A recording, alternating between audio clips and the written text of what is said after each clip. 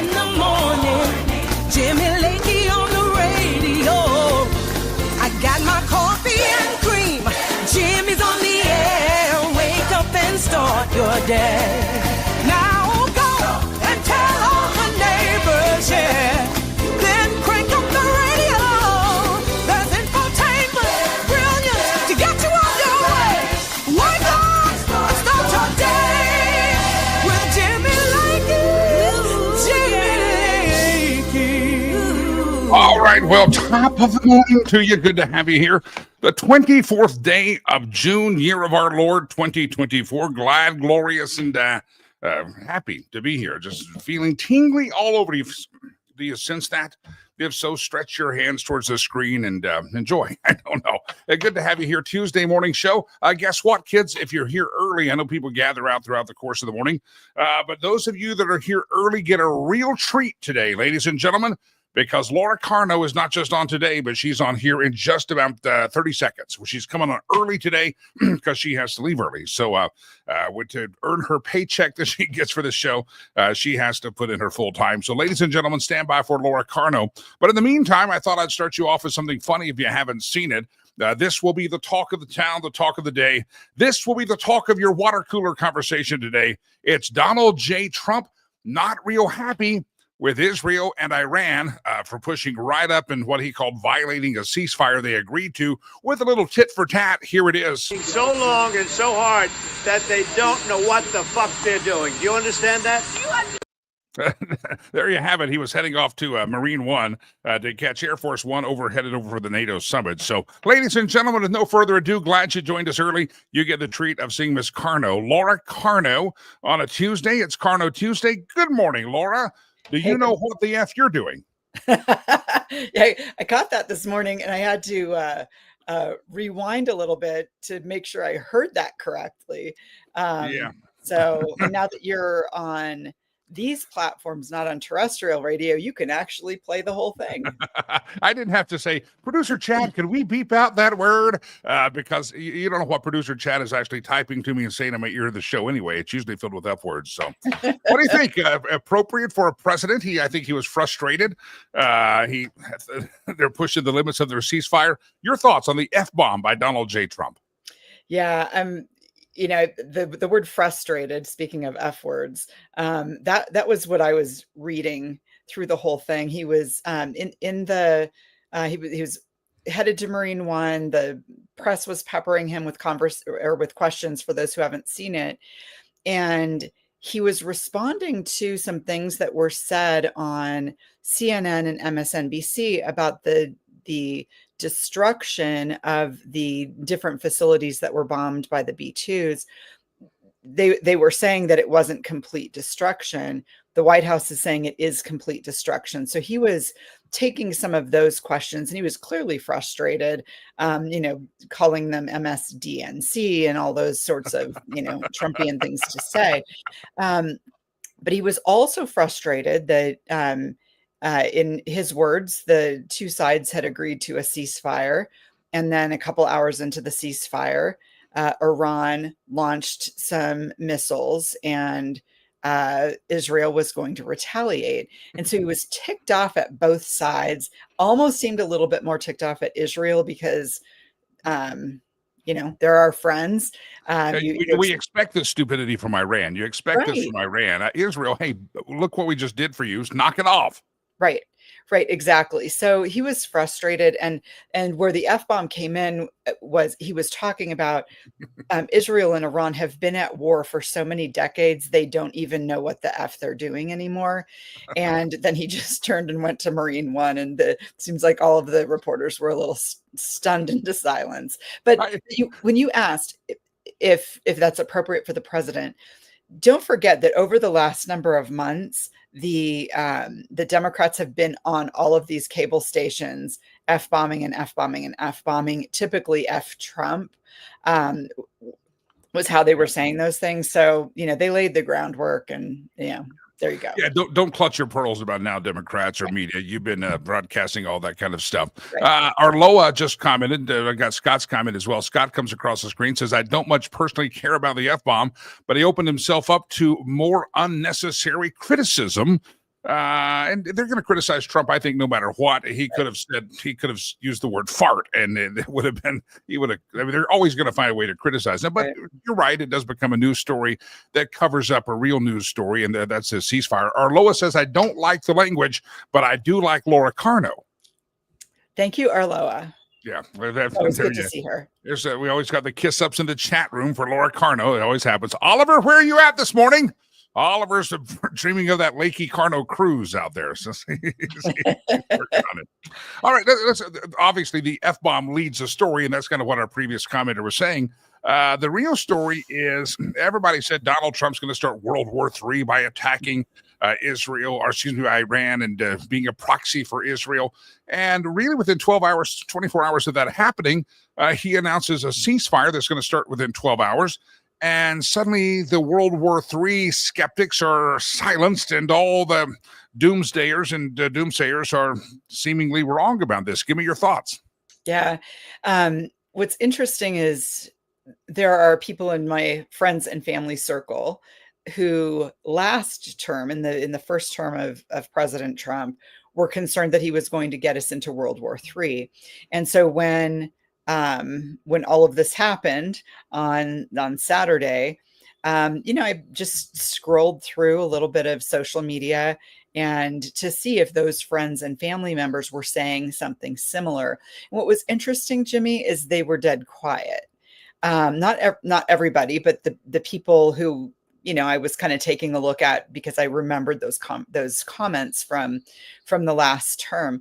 And, I just wonder if it's so obvious, even to people in the center left, maybe, that Iran having nuclear capabilities can't happen, if people were kind of okay with it. I don't know. It was just a very different tone. I'm not sure if you're hearing something similar or not. It's fascinating. I had one friend that had posted up several times when Donald Trump said, we're going to do this within 2 weeks. They were, how dare he? He's tipping our hand. You don't do that. He's just careless and flippant. And then when he obviously had the element of surprise that they were worried he lost, they said, I'm afraid he's going to get us into World War III. Some of these people were never going to please. And I think Donald Trump has maybe figured that out in the second term. As he said at that State of the Union, I could cure cancer and some of you wouldn't give me any credit for it. So F off, if you use the F word again. And he has a whole bunch of I don't give a damn in his system. And I kind of like that with the president. Yeah. I was, in 2016, I was initially a supporter of Ted Cruz. I thought he was far more conservative than Donald Trump. And I was concerned at some of the things that candidate Trump, previous to getting in the election, had said about the Second Amendment. And I was very concerned about that. I have never been more happy to be so wrong.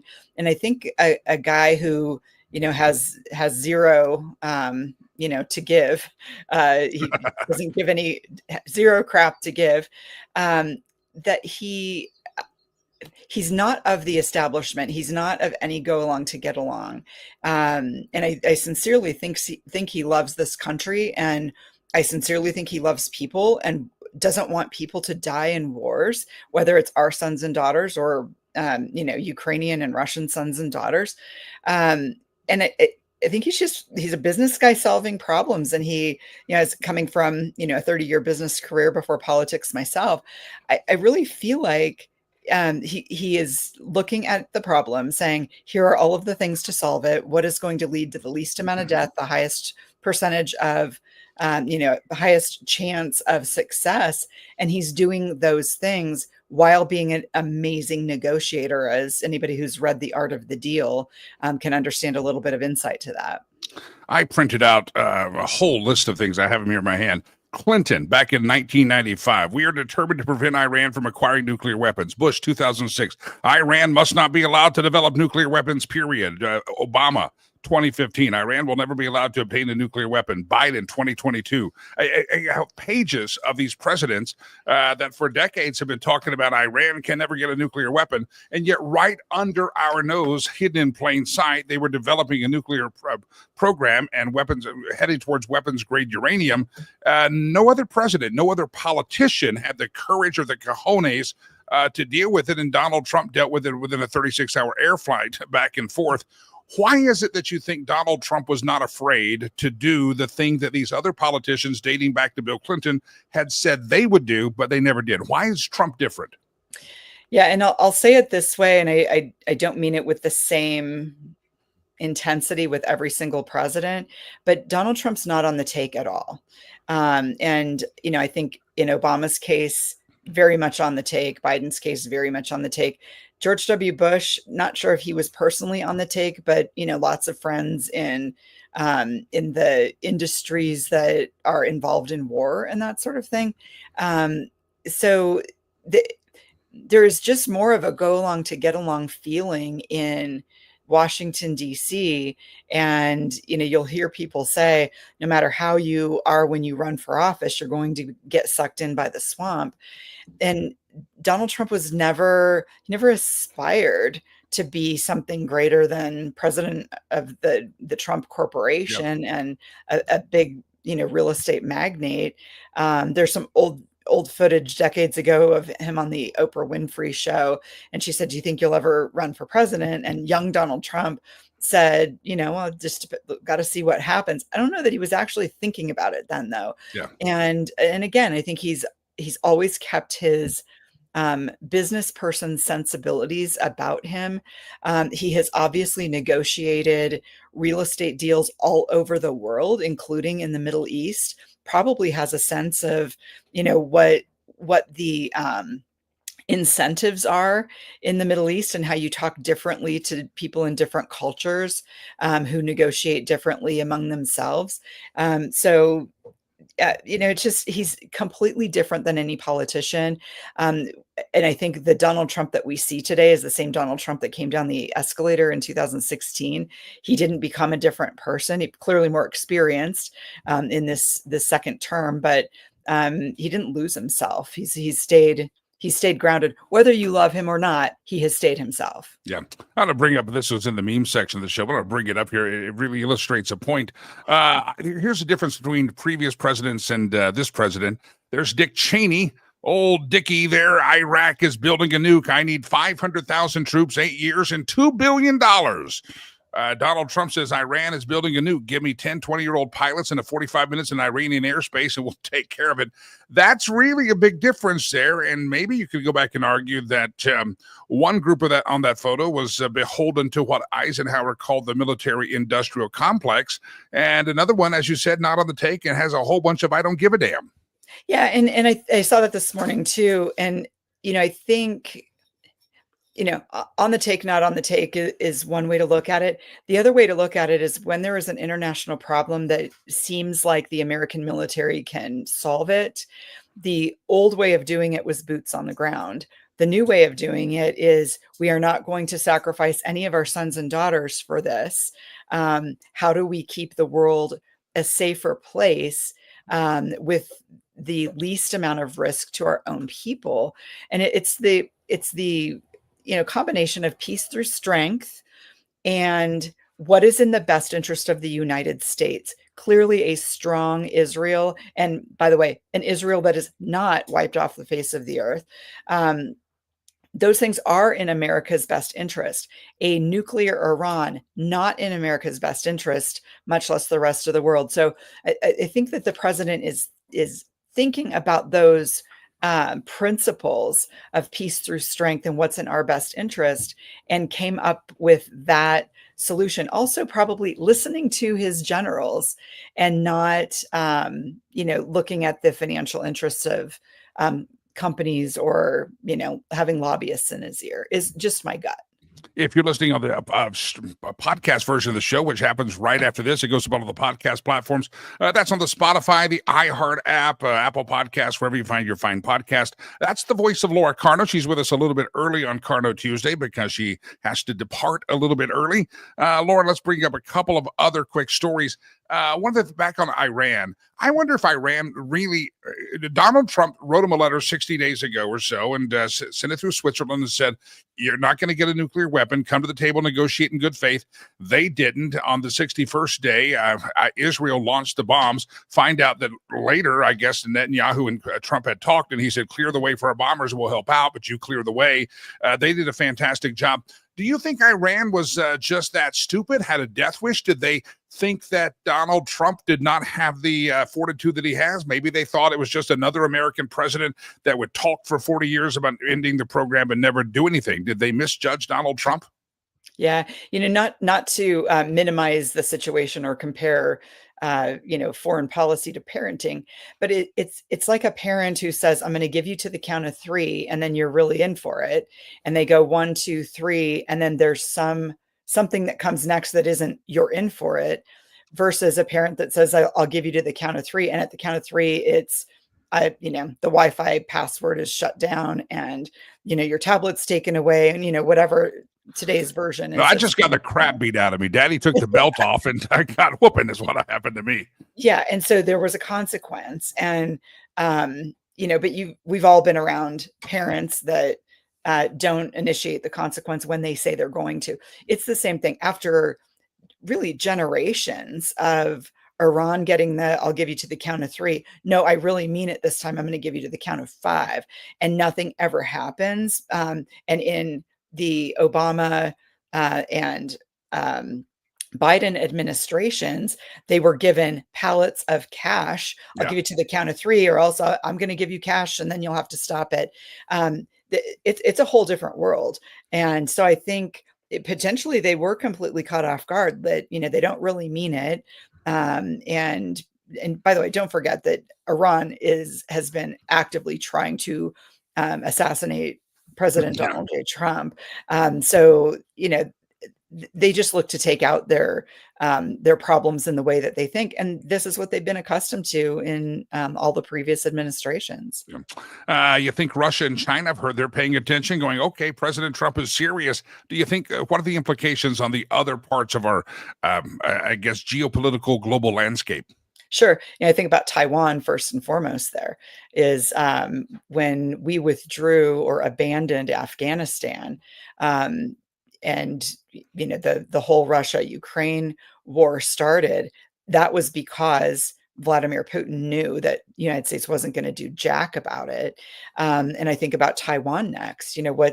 What is China thinking, that they're going to have an easy path to Taiwan or a difficult path? Well, I think this week gave them the evidence they were looking for on how they might be dealt with if they go trying to kill innocent people to expand their territory and expand their influence. So, I see the Chiron, the world fears Trump now. It is good for our enemies to fear us. Yeah. That is a very, very good thing. And for anybody on the other networks that you and your listeners probably don't watch a ton of, to say, it's not bad, it's not good for the United States to create more enemies and be feared. I completely disagree. Our enemies should fear us, and they should fear what will happen to them if they are not good global citizens. And if they go killing innocent people, they should fear that good people and good countries will hold them to account. A couple more questions. One about Iran and Iraq, Iraq and Iran, and then another one, a different topic. Some of our friends on our side, conservative libertarian types, Thomas Massey of Kentucky, Rand Paul, come out and say this is a violation of the War Powers Act. Over the weekend, I was doing some reading and watching when I got home with jet lag and kind of blurry-eyed, going, okay, the War Powers Act. And you're a big follower of the Second Amendment. It says the Second Amendment right to keep and bear arms shall not be infringed. And really, nothing can be infringed on those amendments to the Constitution except by another amendment. You pass a law that violates one of those amendments, it's declared unconstitutional. Well, Article 2, Section 2 gives the power supreme leadership, if you will, of the commander-in-chief of the military. And then Congress came in and passed the War Powers Act that basically said you can do it for up to 14 days, but you have to brief Congress within 48 hours. And they put some infringement on Article 2, Section 2. I was listening to some scholars. I found it interesting that a lot of them say the War Powers Act is not constitutional because it infringes upon something in the Constitution without an amendment by law passed by Congress.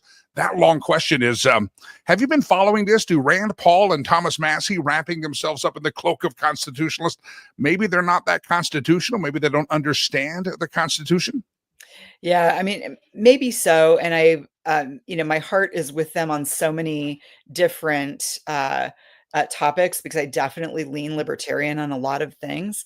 And I just look at this a little bit differently. This was not a declaration of war. We are not at war with Iran. I look at this as the only free country in that area, and one of our greatest allies, Israel, that is facing extinction at the hand of Iran. They needed our help. They don't have the bunker busters. They softened the target big time over the previous weeks and months, and taking out some capabilities. They can't get that deep into Iraq, and we can.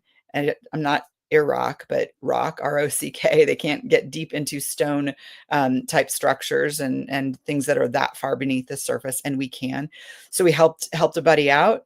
To the benefit of the entire world, and the region is certainly much safer. because of that. And then we flew home, and there are no American boots on the ground. I look at it very differently than them, Yeah. but I do understand what they're saying. I don't know if I agree with it. The voice again, Laura Carno. Laura, all right, let's switch gears. Yesterday, obviously today, the F-bomb and the NATO summit in Iraq and Iran-Israel conflict and our bombing of the nuclear compounds, that's all been top news. And overshadowed was a win yesterday in the Supreme Court that said, hey, Donald, if you want to send illegal aliens to third-party countries, feel free. It was a 6-3 decision. Big win for the Trump administration after shut down by a court. But there was another big win by it's not a good day to be betting against Donald Trump. He's had some real wins. And you sent a story over about the Trump administration has secured a pledge by health insurers across America that ultimately could make our healthcare system and patient care a little bit better. Unpack this. Another win happened yesterday for Donald J. Trump. Yeah, I'll preface this by saying I wrote a little book called Government Ruins Nearly Everything. And when you look at the health of Americans and, how we're, diabetes is out of control, cancer's out of control, all those kind of things, you have to look at what government did in the first place to ruin it, because that's my first place that I look. What did government do wrong here to ruin it? Because I think, capitalism and free markets figure out problems on their own. And how can government not fix it because they ruined it in the first place, but undo what they did to break it in the first place? So what happened yesterday, and this is part of this MAHA, Make America Healthy Again movement, is Bobby Kennedy got the major health insurers to agree to back off on what I think every one of your listeners and viewers is going to agree with, that the prior authorizations to get tests and those kind of things is crippling the ability for doctors to provide the care that they need to their patients. We always hear, Jimmy, that we don't want the government getting in between patients and their doctors, and I completely agree. But when an insurance company, because of all of the government mandates and money changing hands and all kinds of things like that, when government and insurance companies get in the way and say, sorry, you can't get that MRI, when that's what the doctor needs to diagnose you, we can all agree that those are very bad things. Leave it between the doctor, the patient, and whatever those payments are going to be back and forth. Leave it to them to decide. It shouldn't be up to insurance companies to stop those things from happening. The fact that Kennedy did this without government mandates and laws and those kind of things, but brought some force to bear on those insurers to come to an agreement outside of government force, I thought was spectacular. And I think this is a big stinking deal. If you look what Robert F. Kennedy Jr. has done with some of the food companies, the Heinz company on their ketchup, the color dyes, this guy's a transformational figure, and he's doing it just by simply going into the private sector and talking to these people, as opposed to waiting on the bowels of Congress to take action. I think Trump is obviously a big overshadowing figure, but I think when history is written, RFK Jr. is going to be considered a transformational figure when it comes to our entire healthcare, health and human services, and FDA, et cetera. It's going to be transformational. Yep. Totally agree with you. And I like the idea of embarrassing these industries as opposed to using the power of government to crush them or mandate things.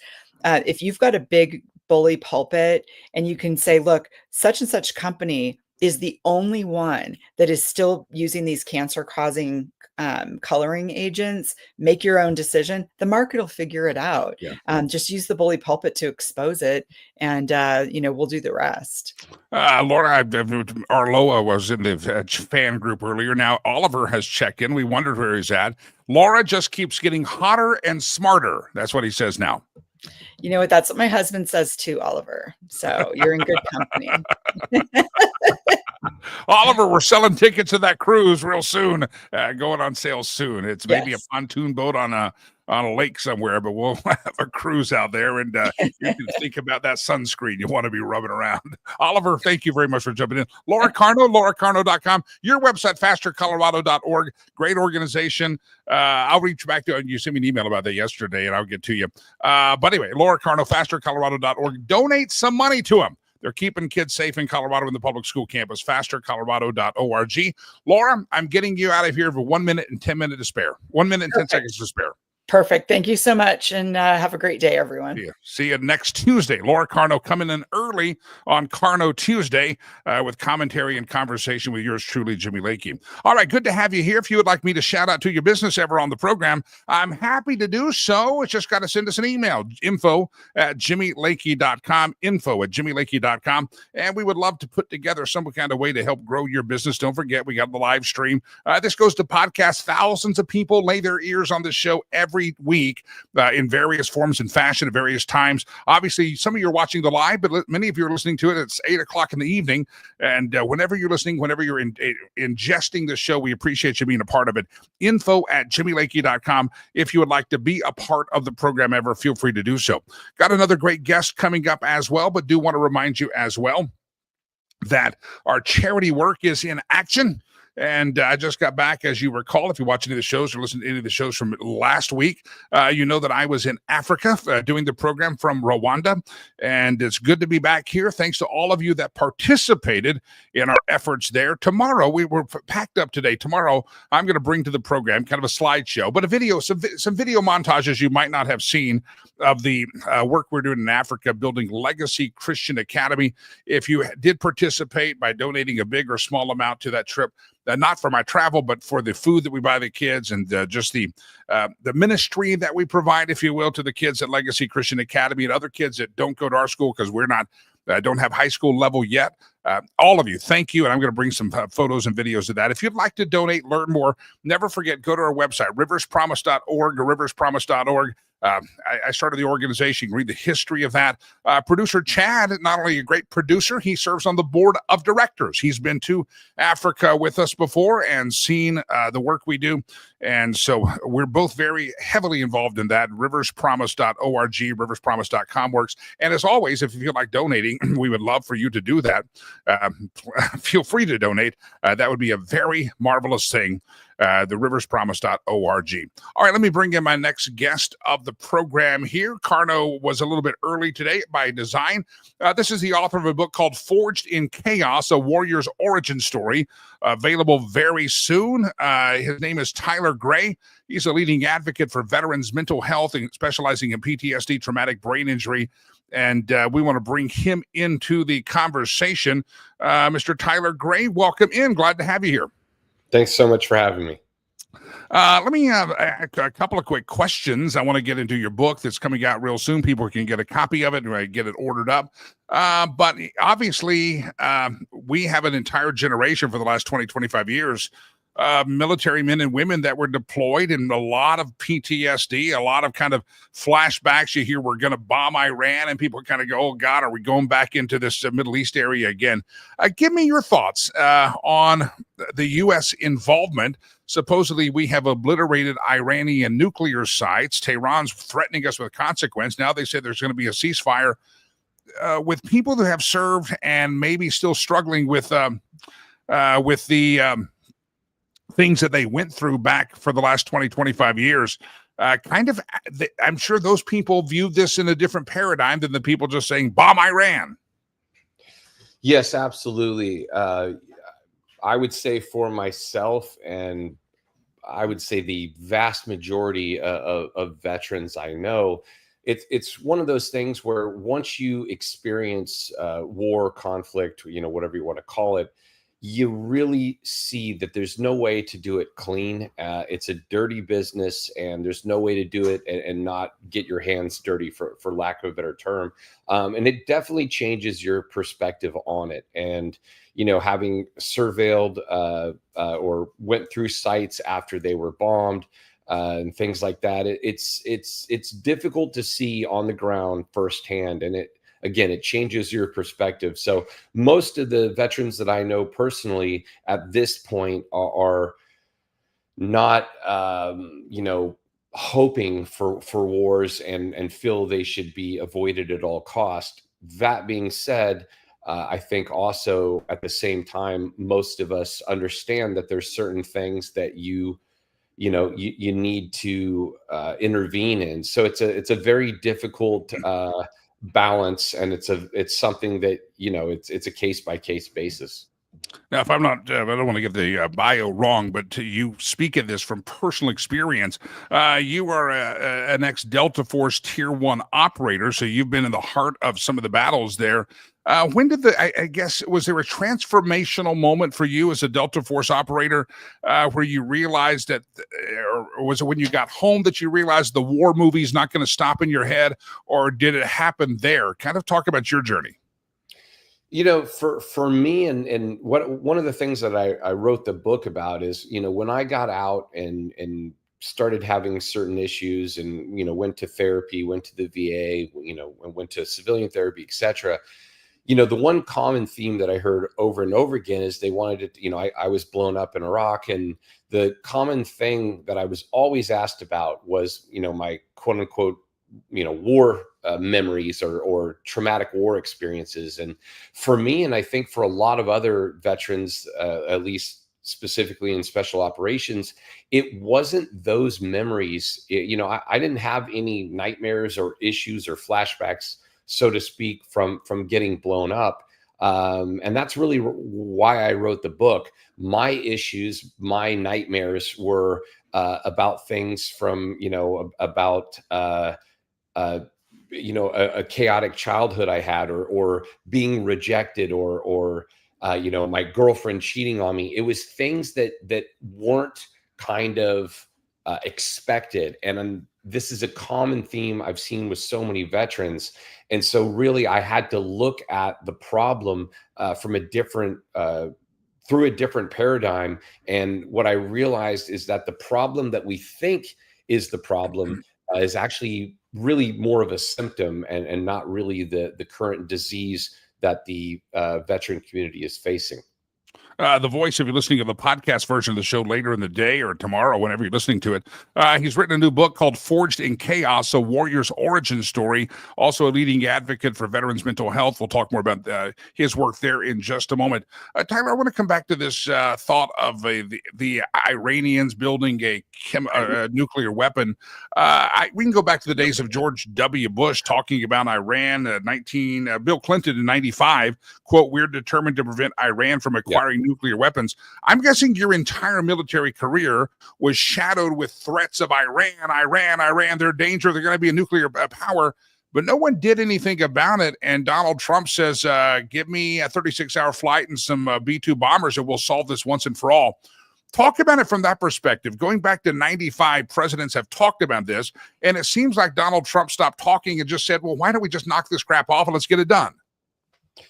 Yeah, I mean, look, I can say from my own personal firsthand experience, I came across multiple Iranians in Iraq early on, as well as a lot of people don't realize that most of the Iraqi insurgency wasn't from Iraq. They were from other countries, and most of the financing was from Iran. So they've been fighting us, as I obviously, through proxies for many, many years. And on that note, they've been, I mean, let's be honest, they can say whatever they want, but the reality is they've been trying to develop a nuclear device for decades. So it's been a problem for a long time. It's kind of been in the background. I would argue most people aren't even aware of certain things that they've been doing.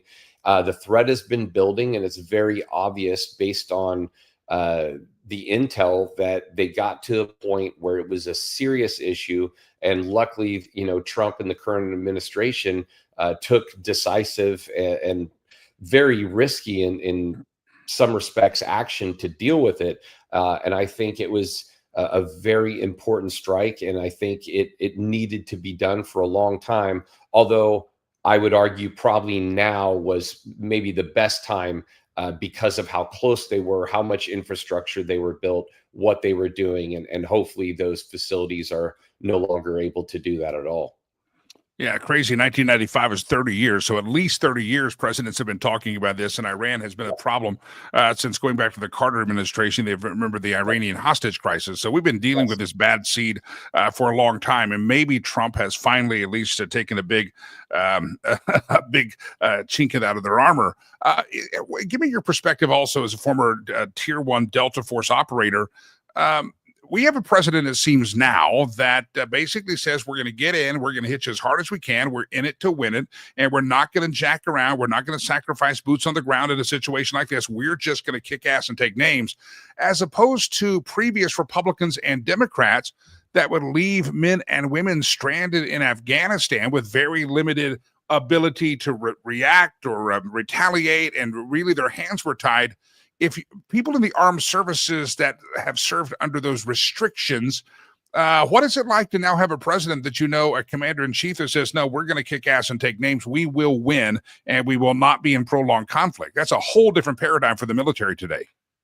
Well, I can tell you, for me, it's very frustrating because I didn't serve under this administration. So it's kind of annoying, if that makes sense for me. But look, here's how I see Trump. And look, everyone's got an opinion on politics, but the reality is Trump is not a politician. He's just not. He's not a politician, and that's why he's so hated by many politicians. What he is a leader. He was a leader before he was the president. He's led business. He's led multiple things. And what a good leader does is makes decisions and sticks by them. Right, wrong, or indifferent, it doesn't matter. No one from any political party, in my opinion, could reasonably say that he doesn't make hard decisions. He is comfortable doing that. And what we're seeing today is what happens when you don't have a politician in charge, but you have a leader who will actually take action, stand by it, soak up the criticism and the negative negative side effects. He's at this point where he doesn't really care what people say. He's going to do what he thinks is right. And I think that's one of his most commendable traits. He's one of these guys that probably is more of a vision of what the founding fathers had for a president, a guy that does well. He heads off to Washington, going to serve for a few years, and going to go back to the private sector. Every previous president was always trying to climb the ladder from being a state senator in Illinois, Barack Obama, George W. Bush becoming governor of Texas. They're trying to climb the ladder, so therefore their mindset and paradigm is political, and Donald Trump just doesn't. That's not his first paradigm. It's success and results, and that's a key. It's we used to, back in the day, many years ago, we used to vote for leaders.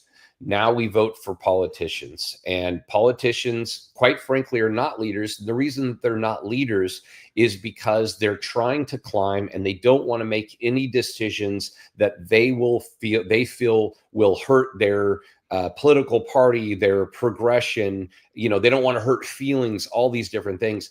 And one of the things that probably can't say this on the air, but one of my favorite sayings in the military about what a leader is the designated a blank. You're the designated bad guy. The leader is the designated the a-hole. You're an a-hole. You got to be the a-hole. Yes, the designated. You can say it here. We're streaming, baby. Great. So a leader is the designated a-hole, and what that means is they got to make hard decisions. It's gonna piss some people off. It's gonna piss some people off that are underneath them. But that's what being a leader requires. My other favorite saying is, "When in charge, be in charge." And the one thing Trump does very, very well is when in charge, be in charge. If you look at the actions he took in 100 days, it eclipses, entire administration's entire terms. And so at the end of the day, I think he is taking very decisive action. And I think history will look back at this one very favorably. I also think it wasn't just what he did in authorizing the bombing. I think it was also the fact that he took that action is going to make it very clear for Iran going forward that he is not going to be afraid to do it again. the voice of Tyler Gray. I want to dive into the book a little bit. His name is the new book is called Forged in Chaos, A Warrior's Origin Story. Tyler, let us switch gears. You have done a lot of work in the world of PTSD. You also introduced something called LTSD, which is lack of traumatic stress disorder. We can talk a little bit more about that, but I want to get into your story because it sets the table for the book, Forged in Chaos, A Warrior's Origin Story. As I said, you're a former Tier 1 Delta Force operator. Your military career ended very abruptly because of something that happened to you in the battlefield. Talk about your story and then the discoveries and what comes out in the book. So for me, I was at the height of really as high up as I could go in military special operations. I was really doing the job that I quite frankly felt that I was designed to do. And one night on a nighttime raid in Iraq, I got blown up and subsequently led to medical retirement and about 4 years of surgeries and recovery. And it really took away, it really killed, for lack of a better term, my identity of who I thought I was at that time. And it took me many years to rebuild and understand the ramifications from the destruction of who I thought I was.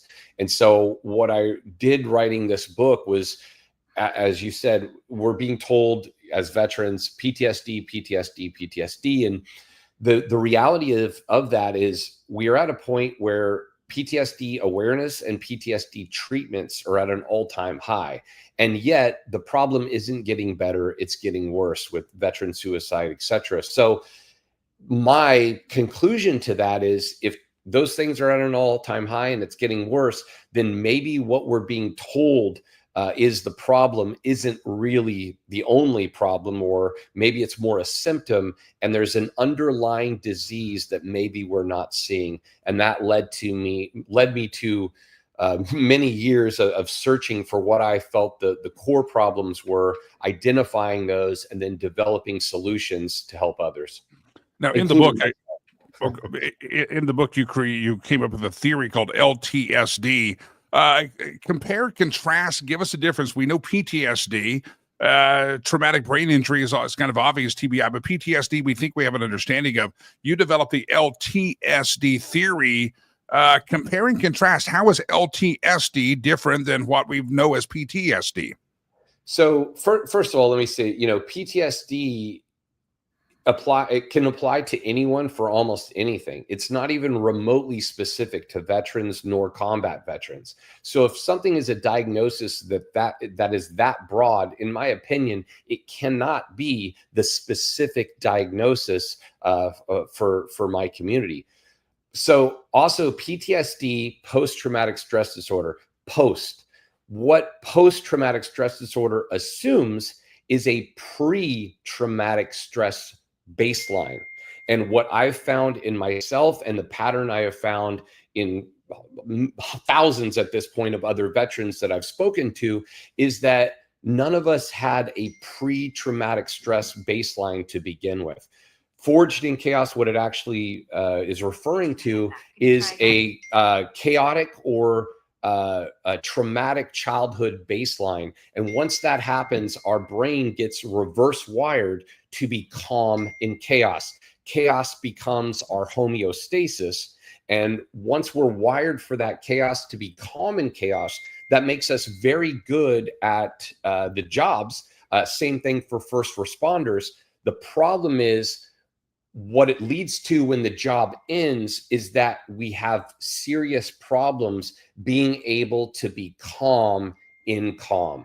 Therefore, the way we calm ourselves is we create chaos in the environment to calm ourselves and get us back to what we are used to and how we were essentially what we were raised in. Again, the name of the book, I want to get it right here, is Forged in Chaos, A Warrior's Origin Story. Leading advocate for veterans' mental health, specializing in PTSD, traumatic brain injury, and also we're talking about the LTSD theory that he developed. The name of the book is called Forged in Chaos, A Warrior's Origin Story. Tyler Gray, Grey. Tyler, talk about, first of all, where can people get a copy of the book or order a copy of the book as it gets ready to come out? Currently, it's on Amazon and Barnes & Noble for pre-sale. The book actually comes out literally 3 weeks from today. So you can find it for pre-sale on those sites, Forged in Chaos, Tyler Gray, as well as it will be on audiobook about in a month and a half. And I also have a website, tyleragray.com, where you can get autographed copies. My hope is this book will help provide a light in the dark to lead others, down a path that that can help them. And I was in the dark for many years, and hopefully this can help others provide a path forward. Again, the name of the book, Forged in Chaos, A Warrior's Origin Story. You talk about PTSD, how it can be experienced by anybody. It's not just people in the military community. We can all have a trauma that causes us a PTSD. Is the book meant for people that just served in the military, or is it with the assumption that whether you got blown up on a battlefield, or as my friend said on my other podcast called The Critical Mission, we've all gotten blown up with a divorce, maybe a childhood trauma, something. We've all been blown up in life. Is the book something for everybody? Absolutely, and I'm glad you asked that. When I originally started writing it, and I was aware of this pattern, it started veteran centric because that's what I knew. Then I saw how quickly it applied to first responders, and then as I went further, it suddenly became blatantly obvious that this pattern applies to any and everyone who has experienced any level of trauma, especially in childhood, but as well as later in life. It's about overcoming those experiences, and not just overcoming them, but actually you could use those painful and difficult adverse experiences and use them as fuel and turn that pain into purpose. And you can actually build resilience and become better, which is actually a term called post-traumatic growth. And you just have to have a somewhat pathway to understand how to do that. And so, yes, it absolutely applies and can help anyone who's been through anything traumatic. Well, if you haven't been through something traumatic in your life, the level of trauma may be different, but we've all been through something traumatic, and that still haunts us to this day on some level. And it'll be a great read for all of us for the world of mental health. Well, all of us probably could use a little help in that area. Forged in Chaos, A Warrior's Origin Story. Tyler Gray. Tyler, give us the website again. Forged in Chaos, A Warrior's Origin Story. The website is tyleragray.com, and you can find the links to the book on Amazon as well as order autographed copies. Thank you so much. I hope this book can help others find a path forward, and it can really bring us together as a community and really bond us in a way. We're all a lot more similar than we think we are, and hopefully we can move forward and all become better as a community and as a country. Let me ask you one more question. When you're sitting there, you had a 4-year recovery from getting blown up in Center City, and it was obviously a big trauma, physical, emotional, the whole thing. You kind of hit the bullseye on trauma there. I may have you back on a long-form interview on my other podcast called The Critical Mission, because it says the 2 most important days of a person's life, the day they're born, the day they figure out why. You thought you were born for fighting a military and Delta Force Tier 1 operator. You're kind of surprised looking back, laying in a hospital bed or laying on a couch trying to recover for 4 years, that the good Lord has you in front of a camera, talking to people about how their pain can turn to purpose. I mean, at which point did you go, how the heck did that turn out this way? Yeah. Yes. In short, it was a long process, long evolving process. And you said what you said is very interesting, because one of the things that I say is absolutely critical is, when you're in the military, when you're in a high performing job, etc., you have a definitive purpose or mission. Mission, purpose to me are really synonymous terms. And so for me, once that purpose and that mission ended, it took me years to find my next one. And once I realized that my new purpose, everything that had happened to me, I realized happened to me to provide that purpose, which was to use my experience to help others. And now my purpose is very clear. And I can honestly say it's the strongest purpose I've ever had in my life.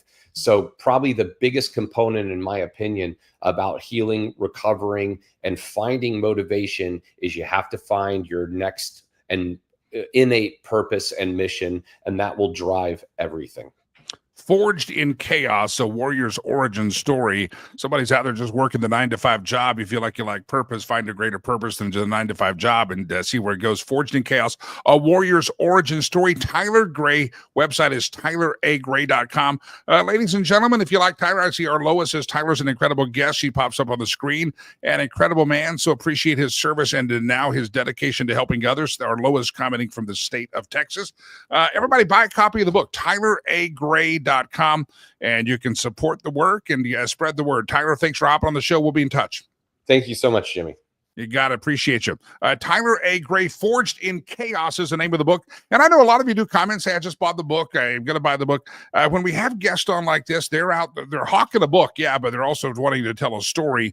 And if you enjoyed the message that you heard Tyler talk about, that Forged in Chaos, and it can be forged into something great even in the middle of chaos. If you like that message and you want to say, wow, man, I've had some chaos in my life, maybe big, maybe small, get a copy of the book, read it. The audiobook's coming out. You can pre-order it now. Tyler A. Gray, and that would be also just at Amazon, Barnes & Noble. Forged in Chaos, Tyler Gray, the name of the book, and it comes out 2 weeks from today, but get it pre-order. It will be on your doorstep in just a couple of weeks, and that's how you can support Tyler. And it sounds like there's some really good concepts and thoughts in there. I appreciate him coming on the program. All right, the opening news story of the program, if you're wondering where Laura Carno was at during that segment, if you joined us late, Laura Carno joined us early. You're going to have to go back and listen in a rewind to hear Laura Carno. But let me play this video one more time just because we started the show. And I also want to get to this one. This is Trump dropping the F-bomb. So long and so hard that they don't know what the fuck they're doing. Do you understand that?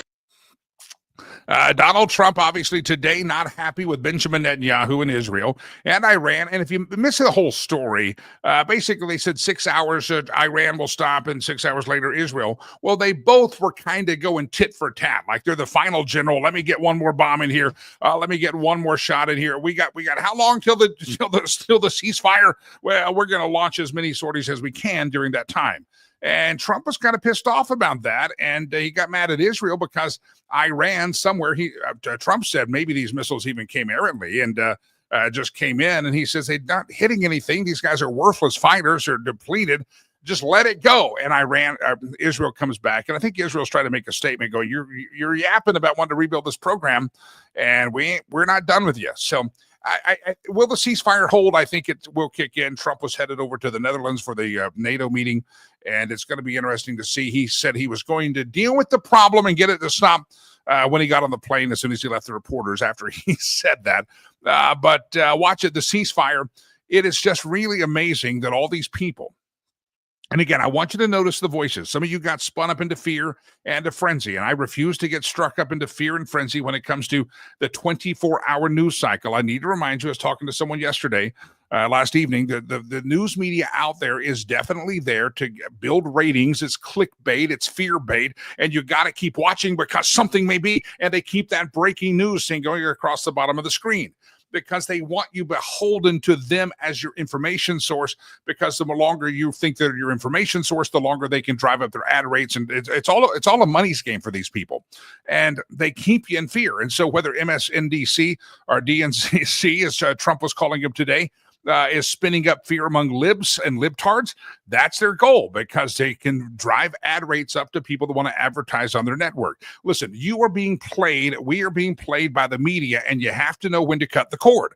This is why when I have a couple of places, I have a cigar shop I like to go, and they always like to have news on in the background. I'm like, stop it. Knock it off. You don't need to ingest this 24 hours a day. Worst thing that ever happened to America, culture and politics, is the 24 hours news cycle. You don't do it.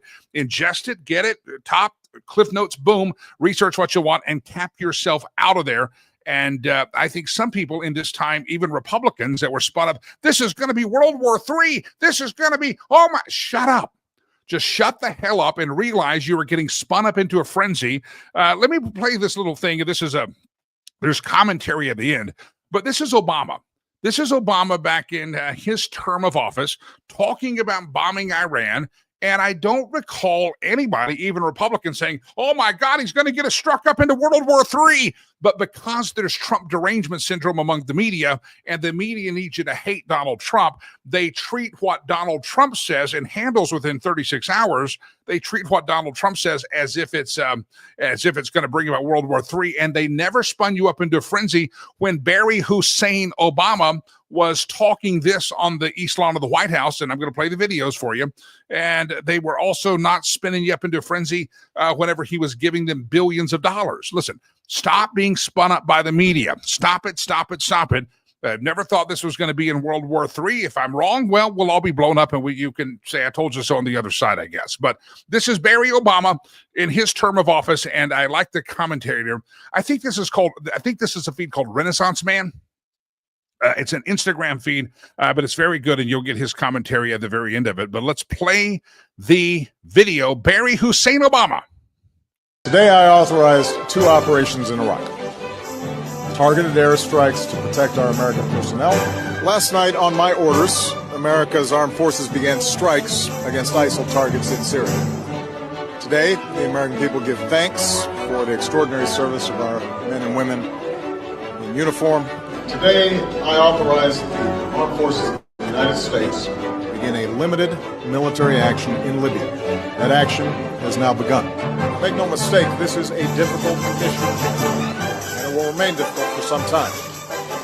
It's going to take time to dislodge these terrorists, especially from urban areas. If the United States has al-Qaeda, bin Laden, top-level lieutenants in our sights, and Pakistan is unable or unwilling to act, then we should take them out. I can't believe President Trump did this. I can't believe he did this. He needed Congress approval. What kind of president would do something like this? He's a tyrant. I can't believe he's a dictator. He's a warmonger. I can't believe President Trump I can't believe he did this. I stand with Iran. When you sit there and you see stuff like this, then you hypocrites will sit there and try to say things like, well, why are you going back in time? Why are you trying to bring up things that happened 10 years ago? Huh? But then yet y'all same folks sit there and say, we still suppressed because of slavery. But then if I was to say to y'all, why are you bringing up things hundreds of years ago? Oh, then it's a different ballgame, huh? All y'all are a bunch of hypocrites when it comes to this. Let me tell you something. I, and like a whole lot of other folks, did not want to get involved in this. But the thing is, it did happen. All I'm saying is this. Don't sit there and act like what Trump is doing is something different than what y'all just saw. Barack Obama, President Clinton, George Bush. Don't act like these certain strikes that they've done seem like it needed an act of Congress to do so. So I'm just calling out the BS, plain and simple. Don't act like you're not a part of it. Hypocrites. I know y'all can get pissed, get mad. Call me what you want to. It's not going to work. I'm just putting this stuff back in your face. You don't like it, do you? You don't like the taste of your own medicine, do you? Well, anyway, taste it. Swallow it. It's called Modern Renaissance, I think is the name of his Instagram feed. And I saw that, and I was applauding. I was clapping. I was like shouting amen. And it was like I was having a church service all myself. So good stuff there. And again, don't let them spin you up in a frenzy, my friend. When they're spinning you up, they're doing what they want to do. And it's all about Trump derangement syndrome and hatred, and knock it off, knock it off, knock it off. World War III. Now, we do have some, follow up on the previous guy, some PTSD about a 24-year prolonged war than quagmire. But Donald Trump doesn't approach the military that way. He doesn't approach it like a politician. He says, I'm a businessman, and we're going to have some success. We're going to get in, and we're going to be in it to win it. And that's all we're going to do, as opposed to these politicians that get us in quagmires of policing the world. Donald Trump says, I'll put a boot up your butt and bomb in your bunker, and you're going to behave right. And I'm not worried. You want to keep the Ayatollah in charge? Keep the damn Ayatollah in charge, but don't jack with us. And that's a little bit different than what old George W. or Dickie Cheney did. And again, I'll put this meme up here again. It was for the meme section, but it's actually probably more for the news section of the show. And there's the philosophy. It's not just Dick Cheney, but it's been the philosophy of Barack Obama. Iraq's building a nuclear warhead, the nuke. They can never have it. We need 500,000 troops on the ground, 8 years, and $2 billion later. We'll see what we do. And then 25 years later, we're still in the quagmire there. And there's old Donald Trump in the meme. Iran's building a nuke. You give me 10, 20-year-old pilots and 45 minutes in Iranian airspace, we'll handle the problem. Now you see the difference between Dick Cheney and Republicans and Democrats and Donald Trump. And this is probably why Liz Cheney hates it because she knows that Donald Trump is a better man and better strategist than her own father was. But again, difference between a politician and a businessman, and our founders intended for us to put business people up there, citizen legislators, citizen politicians, and then get home to go work the farm again. Unfortunately, we've had people like Joe Biden crapping his pants in D.C. for 40 years, and it just becomes his turn to become president. And a lot of people that thought it was their turn to become president didn't become president because Donald Trump took his turn and he jumped in line, and that caused them derangement syndrome because he screwed up their system. And their system is what they've relied on for power. And again, they campaign every campaign cycle. We're going to fix health care. I thought you fixed health care. You got Barry Obamacare. We're going to fix it again. No, you keep jacking crap up. And thank God we sent a businessman to Washington, D.C. That's not on the take and it's not beholden to the special interest groups in the same way. And you don't have to like all of his decisions. And yes, at times it's uncomfortable because he makes decisions in a way that you're not used to. But that's because you have gotten used to politicians' dysfunctional decision-making process. And you're like, oh, God, that's not what George W. Bush did. Yes, how successful was George W. Bush? It ended up in a 20-plus year conflict. So why do we want to continue to make decisions the way these politicians have made it that lend us to long-term entanglements? And maybe it's time for a new way of thinking, which Donald J. Trump has given you. And to all of the people that spun you up into a tizzy, spun you up into a frenzy, I have to say, will they apologize and will they realize the error of their ways? And I think there's a lot of egg on the face who are the winners and losers. I think there are some losers among Republicans as well. We can talk about Chuck Schumer and Hakeem Jeffries, but people like Marjorie Taylor Greene, this is going to be World War III. Shut up, Marjorie. Who made you an expert on foreign affairs? Hey, does anybody give a rat's patootie what her opinion is? But she gets headlines because of it. Rand Paul, I love him on a lot of things. Thomas Massey's a real principled guy. But I disagree with him on this. I think that they're wrapping themselves in the cloak of the Constitution. The War Powers Act was nowhere in the original Constitution. Article 2, Section 2 didn't have a War Powers Act. The president, did you know that we went and fought with Jefferson, the Barbary pirates, the Islamists that were the Barbary? Did you know we went and took them out without a declaration of war? Did you know that? There was never a declaration of war, but we sent our very primitive Navy over there to fight a battle, and Marines as well from the shores of Sicily. We went over there, the halls of Montezuma. Yeah, we went over there without a declaration of war. Yep, we did that. And we fought off the Barbary pirates, and nobody was screaming, it's a constitutional crisis. You know what's a constitutional crisis?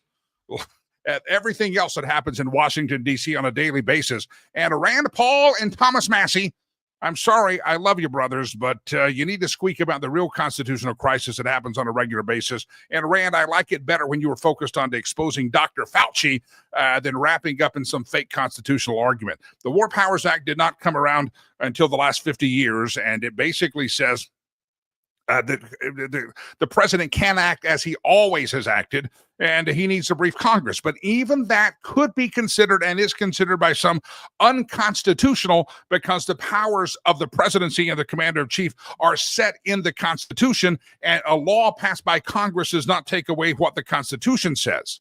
And this is the same beef we have with the Second Amendment. We say, what part of shall not infringe do you not understand?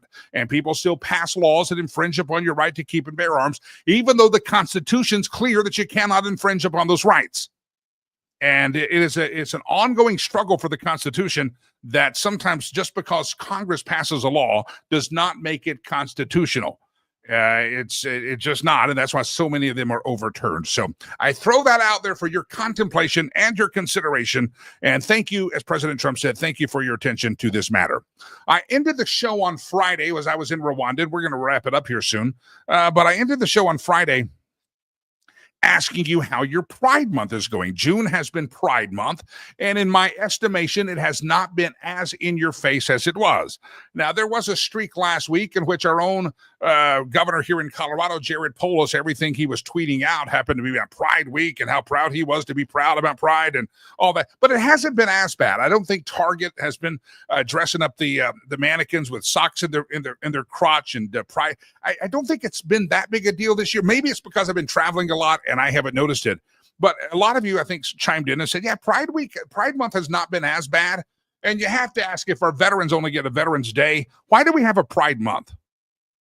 If anybody should have a month, it should be our veterans like Tyler A. Gray. That's who should get a month. But how's your Pride Month going? Well, just about the time I said it's not that big, it hasn't been that painful to put up with and tolerate. And I think that's a result of Donald Trump winning and poll numbers of the election. Ladies and gentlemen, I present to you what an NBC television station did in the great state of Maine. They decided that they were going to fly their freak flag right on television by dedicating or allowing a drag queen to give the weather forecast. And what would you say if your local NBC affiliate, maybe you're in the state of Maine, maybe this is your local NBC affiliate, this is what everybody there got to see. You ready? I'm warning you, you can't unsee this. But if your Pride Week has not been right in your face, or your Pride Month has not been bothering you that much, good. Thankfully, you don't have to watch this crap hole of a station of NBC in Maine. This is the drag queen weather. Go. Right now, honey, and we are feeling the effects. The sun is out. All it took was a pride parade to bring the sunshine out today. But, honey,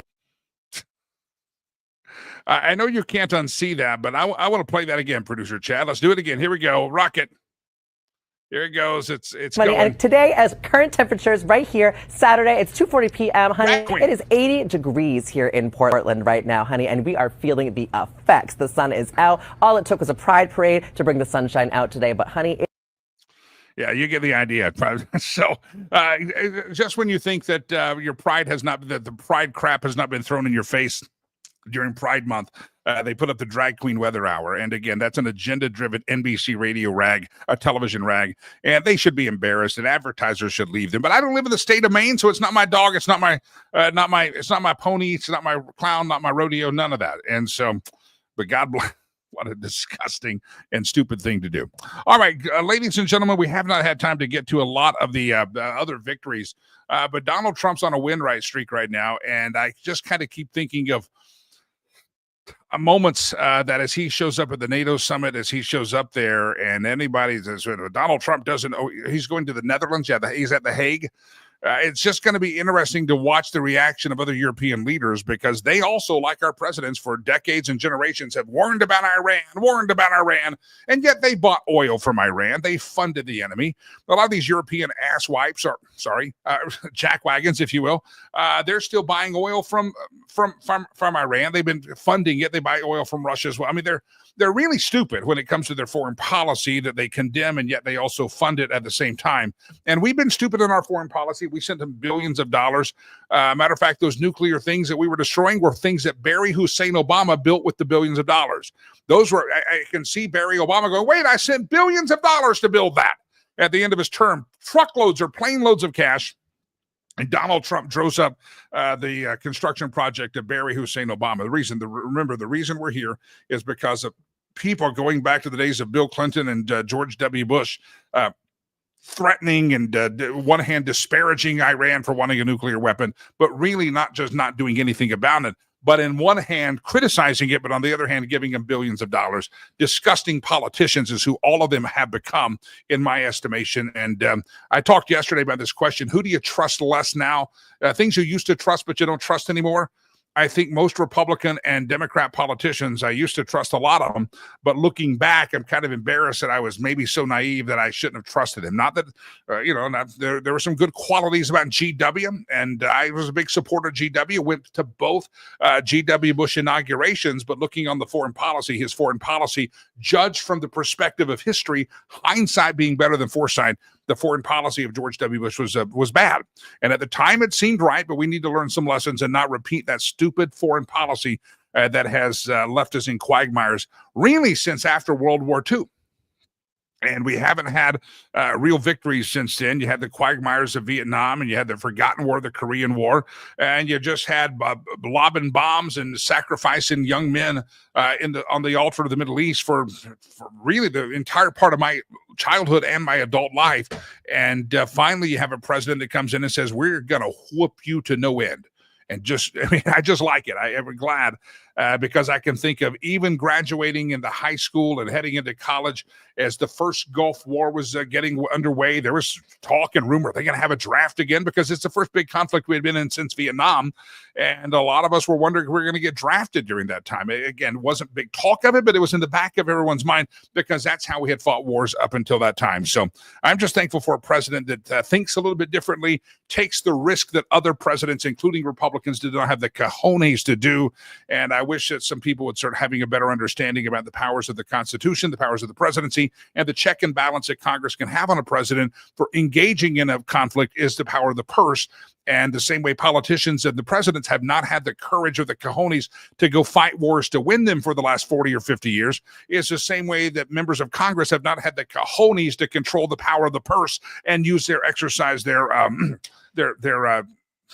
right of office in their separate but equal branch of government. So we've had a bunch of eunuchs as politicians without any courage to fulfill their real constitutional duty. And so what people like Rand Paul, Thomas Massey, and even some Democrats out there, they are critiquing President Trump about how he exercises his constitutional duty. And yet these jackasses in Congress haven't figured out how to balance a budget in years. The constitutional power they have is the power of the purse to pass the budget. And you've got people in Congress lecturing the president about how he's extolling and executing his duties, and yet they haven't performed their duties right in many, many years. And I'd like Rand Paul, Thomas Massey, all these Republicans and Democrats criticizing the president in this. When you can figure out how to do your job in Congress and execute the things that you're empowered by the Constitution to do, then that would be a fantastic thing. Other than that, shut your pie hole because President Trump's made decisions that other presidents didn't have the cojones to do. There's my soapbox for the day. Tomorrow we got to talk about this SCOTUS decision 6-3. That all you illegals, you thought you were going to get to stick around here? I think now President Trump says, forget El Salvador, wherever you're going to send them. Hey, Haiti, you want some of these prisoners, these illegals? We'll put them there. I think we can now send them to third-party countries, and the Supreme Court has given permission to do that which President Trump was already doing, and he found out he was constitutional after all, right? Yes, he does. Yeah, big win yesterday for the president. Don't bet against President Trump. I know there'll be ups and downs in the presidencies. There will always be ebbs and flows, but Donald Trump is on a winning streak. And as he said in his first term, we're going to win so much you're going to get tired of winning. Mr. President, I know you're flying and heading to the Netherlands. You probably have arrived by now. I'm not tired of winning. Just keep on winning. All we do is win, win, win. I like it. I like it like that. All right, ladies and gentlemen, don't forget Sherry Cree, fantastic sponsor of this segment of the show. I mentioned yesterday that, you can call a realtor. I get mailers all the time in the mailbox, and they say, call this realtor. Maybe, somebody that your kid plays soccer with, they're a realtor. But I want you to understand the difference, and I believe a big difference that Sherry Cree brings to the table. And you can find out more at homeswithsherry.com. I've reached out to her, sent her an email Sunday to get her on the show this week. So hopefully she'll make an appearance on the screen here in the next day or so. I'm waiting to hear back from her on some times. She's not just going to come into your home and you're say, well, how much? Let's set the right price. She helped you with that. She's really good at that. What do we need to do to stage? How do we get this done? All the white glove service to take a lot of the hustle and bustle and the worry out of that transaction. But it's not just the real estate transaction that you're trying to accomplish by buying or selling your home. It's really that transaction setting you up to a place to where it can create generational wealth. And she just comes in with that paradigm. That's in the back of her head. And let's get the best money in the pocket. Let's spend the best amount. Let's get the right offers in, whether you're buying or selling. And it's all about creating that generational wealth. She knows that home you buy, whether it's your first home or your fifth home, whether it's investment property or what have you, she knows that one day, whenever you're getting towards the end, those properties have the ability in their lifetime, in the life that you have them, to help you create generational wealth and have something maybe to pass down to future generations. Listen, that's how she approaches it. It's not just about the transaction of the time where she says, wham, bam, thank you, ma'am, we're out the door, we sold the house. It's not about that. It really is about the big picture planning and how does it all work out in the long term. And she wants to become your realtor for life. That's the point, is she wants to help you walk every step of that journey. She's had people after 4, 5, 6 years call up and say, Sherry, remember me? We're going to buy another house. Or, hey, our kids want to buy a house. Or the house you helped us buy 15 years ago, 10 years ago, we're going to sell it now because we're moving out of the state or whatever. Listen, anywhere up the I-25 corridor, whether you're in Denver, proper Fort Collins, if you're in Greeley, if you're in the Boulder area, the Broomfield area, maybe you're down south in Littleton or Lakewood, Park Meadows, Aurora, Parker, wherever you're at, homeswithsherry.com, homeswithsherry.com. That's the website. Check it out. Kind of a different paradigm than what you're used to. It's not just about the immediate transaction. It's about the long-term implication of that. And she can help you put that into focus and play it out in real time. Ready? Homeswithsherry.com, homeswithsherry.com. And stay tuned this week. She will be on the program with me at some point, the good Lord willing, homeswithsherry.com. Ladies and gentlemen, it is now time for the meme roulette section of the show where I grab the big ball right here, the big blue ball. It's not ball. It's not blue. The oceans are brown on this one. That's what happens when you pollute. Yeah, it should have a right globe, proper globe. But anyways, it's fancy, though. Ladies and gentlemen, we spin the globe, and we're going to, at some point, land somewhere and steal the memes from that place. Round around the globe we go. Where we steal the memes from, no one knows. Here we go. This is one of the funniest things I've ever seen. LOL, check it out. They're installing drop boxes now. Those of you listening on the podcast version of the show, sorry you're missing this. It is a container that you see in front of the grocery store that sells ice, ICE, and look at there, they're installing drop boxes now. So, ladies and gentlemen, this 4th of July, I know you thought you're going to get a bag of ice for your book cookout. You might want to grab the illegal and throw them in there and call ice. I'm not asking for that, but I'm just saying that it could be a drop box. You never know. Round around the globe we go. Where we steal the memes from, no one knows. One of my also favorites, I actually sent this to producer Chad. It's a picture, a map of the state of Oklahoma. And some of the guys from King of the Hill going, why does Oklahoma have that little panhandle? You ever look at the map of Oklahoma? Why does it have that panhandle, that finger pointer? Why is it that way? Well, the King of the Hill guy says, well, we don't want Texas touching Colorado. We don't want Texas touching Colorado. They're hippies, son. They're hippies. As a native son, Arloa from Texas and our other Texas viewers probably feel the same way. You didn't know it, Arloa, but that's why that panhandle there is there so that Colorado doesn't touch Texas. We don't want Texas touching Colorado. They're hippies, son. They're hippies. Bunch of hippies. Round around the globe we go. Where we steal the memes from, no one knows. Watch it here. It's the Supreme Poobah, the Grand Leader. Caption, they all went boom. He's sitting there in the Iranian Situation Room. And he says, death to. Hey, where is everybody? They went boom, is where they went. Supreme Poobah, leader. Round around the globe we go. Where we steal the memes from, no one knows. It's pictures of our men and women in service holding up a Trump flag overseas in the desert sandbox. You can say whatever you want, but there's no such thing or such photo with Obama or Biden. Maybe it's photoshopped or AI generated, but you're right. But you'll see a lot of these things from our men and women in the military now. And notice a key thing that Tyler Gray, previous guest on the program, said. He said he's kind of frustrated watching Donald Trump because he just wishes he would have served as a Delta Force Tier 1 operator under a commander-in-chief like Donald Trump, because he knows that win-win-win is what he would have gotten to do there. So, yeah, there's no photo of Obama or Biden. And can you imagine if Kamala were in charge right now? Oh, thank God Almighty. We have dodged a bullet and God's grace shown upon the nation. I mean that very sincerely.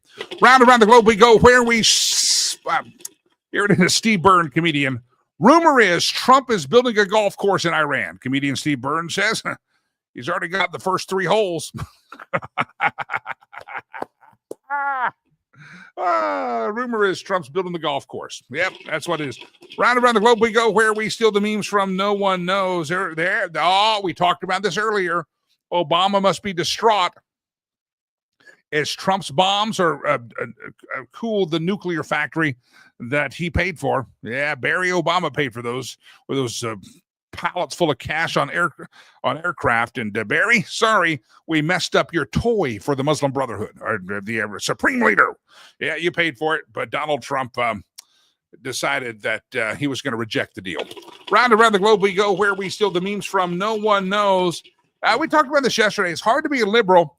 There they are raising the Ukrainian flag this month. We've got the pride flag, too. You got to raise the pride flag. And oh, crap, we love Ukraine. Ukraine, we got to fly. Oh, we got a Palestinian flag. Where's my Palestinian flag? Oh, God, I got to fly the Palestinian flag. Oh, now it's Mexico, anti-kings. We love Mexico, the hellhole narco-terrorist state that it is. We love them. Oh, crap. Now I need an Iranian flag. Listen, you liberals must having a real tough time which flag you're going to wave. We as conservatives, we wave one flag, and it's the Stars and Stripes, the red, white, and blue. And that's all we have to worry about. You liberals, if you loved America the way we do, then flying the flag of a foreign country is not necessarily something you would ever even consider doing to virtually extol. You think you're virtue signaling your support for those countries. All you're doing is demonstrated the mental state of mind you're in and your hate for Donald Trump and your Trump derangement syndrome. Wave the flag and say that you hate Donald Trump without saying it, and that's how you do it. Round around the globe we go. Maybe even hate America. Round around the globe we go. Where we steal the memes from, no one knows. Oh, ladies and gentlemen, that dead silence and that lack of screen change has meant that we have milked the meme machine dry. It's like a cow on a bad day. It's not going to happen anymore. We'll have to come back another day and see if we can get some more milk out of the meme machine. That's tomorrow. Hey, don't forget, if you missed a portion of the show, go back anywhere podcasts are found. This show will be loaded up there here in just a moment. Spotify, Apple Podcast, iHeart, all of the places of podcasts. You just look up Lakey Unleashed, the Jimmy Lakey Unleashed. Look that up and you should see the podcast. Subscribe to it, like it, spread the word about the program. That's audio only. If you're listening on audio only, you want to see the video, go back to any of the platforms. We're on Rumble, YouTube, Facebook, X, and you can see it in our history and you can rewatch the show live. But we appreciate you watching it. We also appreciate you sharing it, and I appreciate you being a part of the program. And again, if you'd like me to give a shout out to your business, info@jimmylakey.com. info@jimmylakey.com. Love to have you be a part of us, of the Lakey Unleashed family. Love to shout out some more businesses wherever you're at under the sound of my dulcet tones in America. Info@jimmylakey.com. Don't forget our charity, riverspromise.org, and don't forget to listen and download the podcast version of the show on all of your favorite podcast platforms. Good Lord willing, the creeks don't rise. I should be back here tomorrow morning with producer Chad behind the button-pushing machine, and we'll do another show for a hump day edition of the program. But in the meantime, info@jimmylakey.com, facebook.com/Jimmy Lakey fan page. The X page is just my name, Twitter. Instagram also, I'm on the Twitter, just my name as well. Look me up. I ain't hard to find. Ladies and gentlemen, may God bless you. May God bless America. I am Jimmy Lakey. Peace. I'm out of here. I miss you already.